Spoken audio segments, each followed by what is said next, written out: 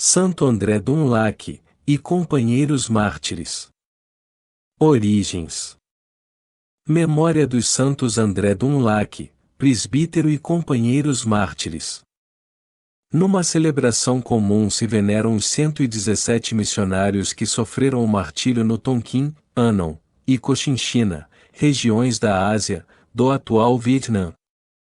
Entre eles, há 8 bispos, muitos presbíteros e um ingente número de fiéis de ambos os sexos e de todas as condições e idades. Estes abraçaram seu desterro, os cárceres, os tormentos e enfim os mais cruéis suplícios, por recusarem calcar a cruz e abjurar da fé cristã. A chegada do cristianismo no Vietnã.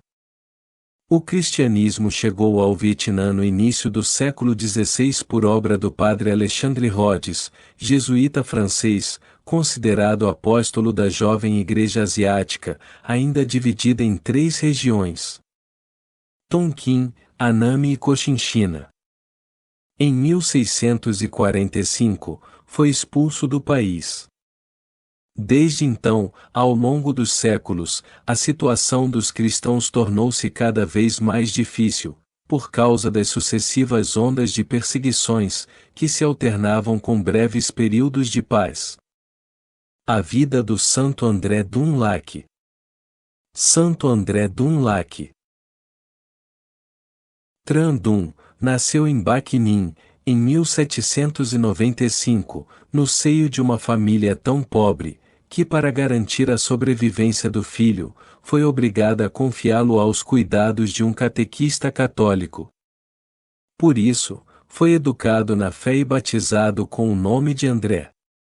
Este futuro mártir foi ordenado sacerdote. Em 1823, tornou-se vice-pároco, em Dongchuan, onde ficou conhecido por seu estilo de vida simples, assistência assídua aos pobres e sobriedade em tudo. A primeira prisão. Em 1833, após a celebração da missa, Santo André Dunlac foi preso pela primeira vez pelos guardas imperiais. Ao ser resgatado, mediante o pagamento de uma alta soma de dinheiro, arrecadado pelos fiéis, decidiu mudar seu nome de Dun para Lac, para chamar menos atenção. Assim, arriscou evangelizar as populações das províncias mais perigosas de Hanoi e Nanjing. O chamado para o martírio. No final de 1839, André foi preso, pela terceira vez, junto com seu irmão Pedro. Assim, começou a entender que era chamado para o martírio. O Senhor queria que ele banhasse, com seu próprio sangue, aquela terra atormentada.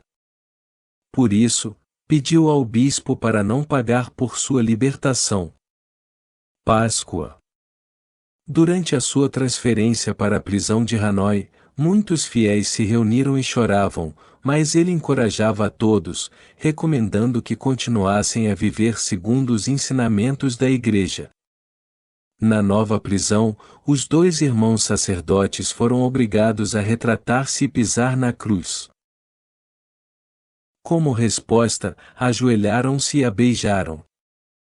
Logo, para eles, a sentença não podia ser outra que a pena de morte. Ambos foram justiçados com a decapitação, no dia 21 de dezembro, na periferia da cidade, no portão de Cao Giai. A via de santificação dos mártires no Vietnã. Editais contra os cristãos. De 1645 a 1886, os editais contra os cristãos, no Vietnã, foram 53, causando a morte de 113.000 fiéis.